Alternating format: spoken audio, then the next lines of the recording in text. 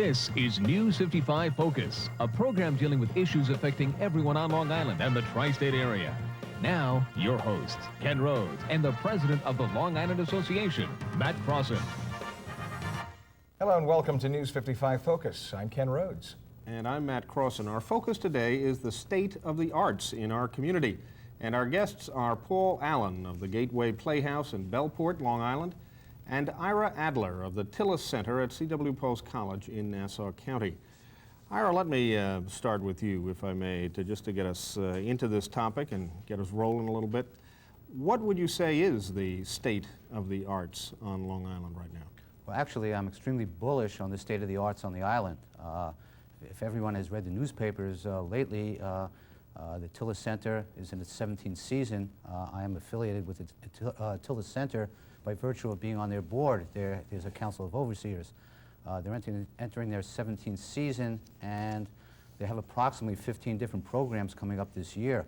They started out in 1981 with 2 series. One was a classical music, and the other was a showcase series. Since that time, they've increased to 15, and the subscriptions are pretty much sold out each year. There is still some availability, but people are going. Besides the Tillis Center, there are the Friends of the Arts, which is putting out a summer program at the Oyster Bay, the Planting Fields. If you've read in the paper, the West Hampton Beach, the Performing Playhouse Theater is coming up. There are just so many opportunities on the island for people to enjoy the arts. It is much more rich and diverse than many people think, and particularly I think many people in New York City realize it is. Tell us a little more about the Tillis Center, what it is, and the kinds of performers that you have there. Well, the Tillis Center was basically a classical music program originally. It's gotten into other areas throughout the country. The classical music people that have been attending have aged to a considerable extent. As have we all. We certainly have. And we're trying to entice younger people to come. One of the major focuses that we have is an outreach program to students in schools. This past year, we had 37 different school districts come to afternoon programs. One of the programs was for children under 8 years old, and we had programs for children a little older. We had 6,500 children come through this program and teach them to, hopefully, to enjoy the arts and appreciate a live performance. Among the other programs, we have a showcase series, which has popular people. Michael Feinstein is coming this year, Lani Kazan. There's a dance series. We're having the Miami Ballet, various other programs. There are 3 classical musical series, one of which would have the Boston Symphony Orchestra, the New York Philharmonic. We have Stuttgart Orchestra of Germany. There are various, programs for everyone. Mm-hmm. Now, how directly tied would you say the local economy is to? Obviously, we know that the more disposable income people have, the more they tend to go out, the more they go to restaurants, etc. Right. How directly tied is that, say, to? Well, it's very important. It's very important. Although at the Tillis Center, the actual tickets cover approximately 50% of the overhead.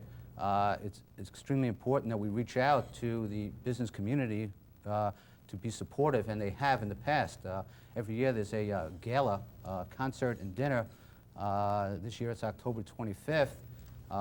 It's a tribute to the Gershwins. It's their 100th anniversary. And there's a tent adjacent to the Tillis Center. There's a pre-theater dinner. There's a concert. Marvin Hamlish will be there. Kitty Carlisle Hart. We have the Manhattan Ensemble, Jazz Ensemble. Various other people all playing, Gershwin. Wow. And we have our other guest with us today, Mr. Allen, who's from the Gateway Playhouse in Bellport. And now you and your family have been there some years already. How many years have you been with this playhouse? Well, the Playhouse has been around since 1950, I believe it was 1952. And my family's been there the whole time. My grandfather started the theater, and my parents took over the theater, and back in 1980 is when I started producing. But the difference between us, or one of the differences between us and the Tillis Center, is we don't have any funding, And we rely only on the public and the local economy, et cetera, to support us in all of our endeavors. So do you find that if there is an economic downturn that it more rapidly and more readily affects you, say, even than Yes, it and might affect even others? this year in particular, it does seem that things are a little slower this time of year in the economy. The summer got off to a slow start. It was very cold.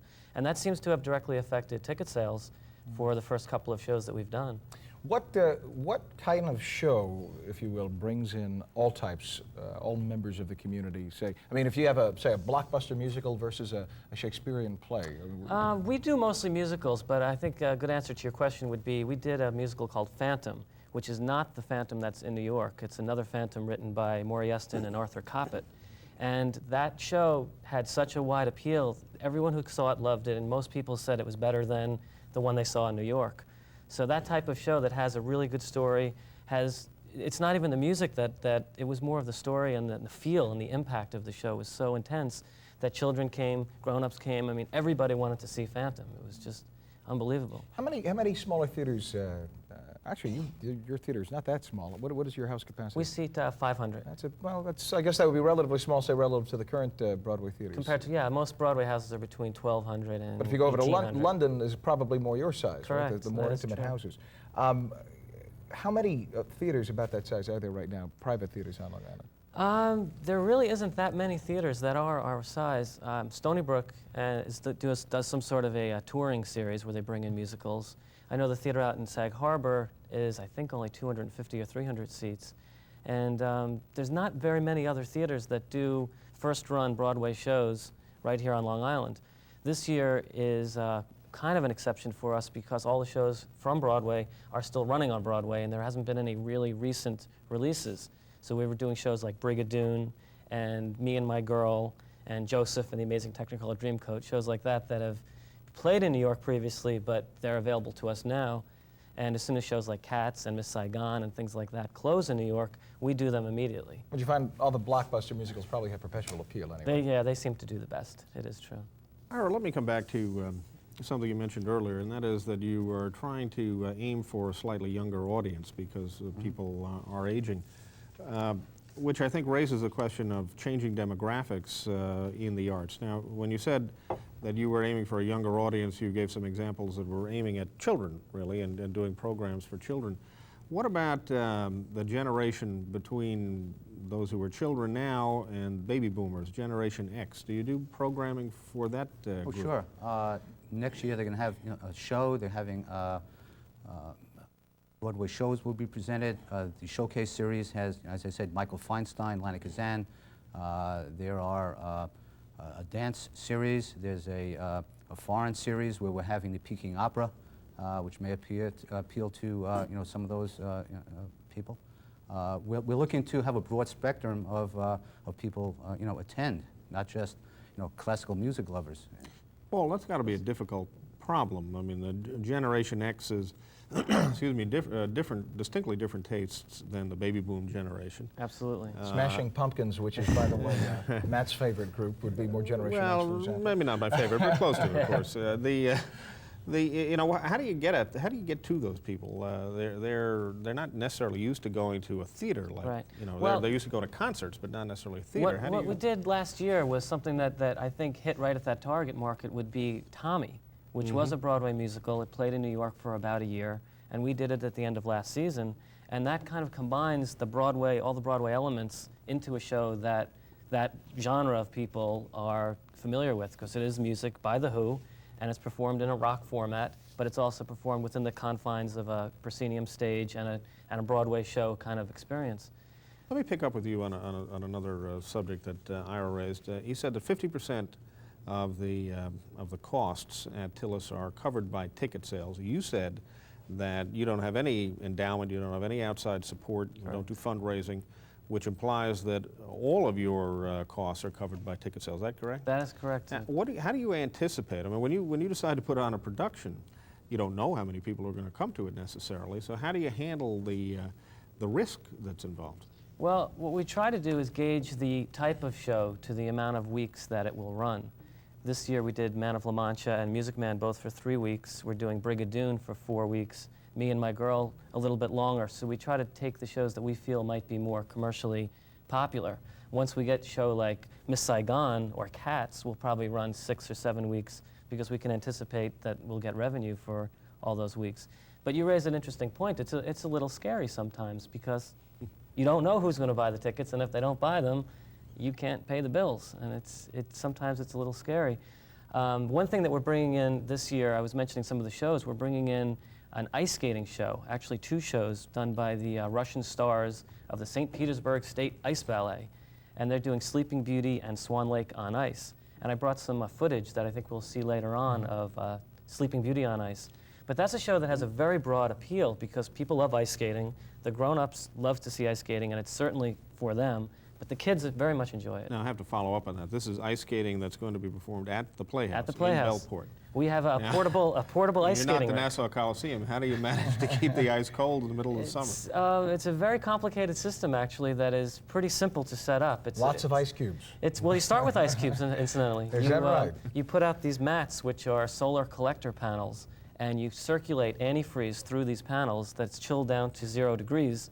You throw down ice cubes and you start spraying a fine mist all over the stage, and in about 8 hours you've built up enough water that you have 4 inches of real ice. You know, at Matt Crossan's parties at his place on the weekends, that's how he makes some mixers, but we won't get into Chip away at it. That's it. We won't get into There's a lot of mist anyway. Yes, a lot of mist. But it is a daunting challenge, of course, to put on a play like that, a play or something of that size. And have you had, without getting specific, have you had the flops that you've really invested the time in and gotten the company together and thought this is going to be a big hit and for whatever reason didn't work out? Actually, last year with Tommy was probably one of the most expensive shows we've ever put together, and it was incredible. We got great reviews. It was just an absolutely amazing show, and we won some awards in Connecticut, Connecticut's Critics Circle Awards. We should point that out. You also have isn't that also yours? Yes, there's a theater in Connecticut, Gateway's Candlewood Playhouse in New Fairfield, Connecticut. Which, by the way, is in our viewing area. So okay. Say hi to everybody in New Fairfield. Hello, New Fairfield.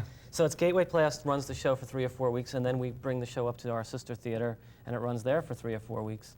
So Tommy just was an incredible success artistically in Connecticut, but again, it didn't sell the tickets that we want. So I don't know if I can categorize it as a flop because it met with such critical acclaim, but it didn't bring in enough money at the door to actually pay for itself. So. We only have a few moments before we have to take a break, but one question I wanted to ask is the Tillis Center puts on really grade A entertainment, world-class entertainment. And we're only, Tillis Center is what, less than 20 miles from New York City, 30 miles or so from Manhattan.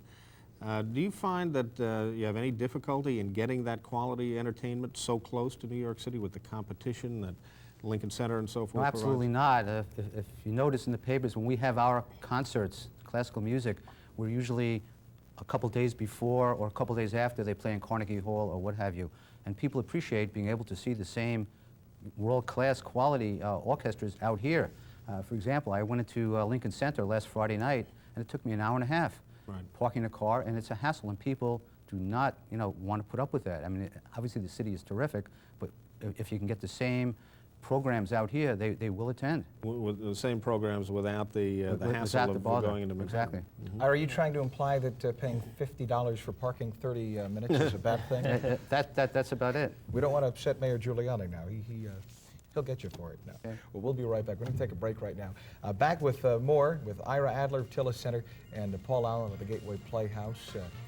With Matt Crossan and Ken Rhodes, and News 55 Focus continues right after this.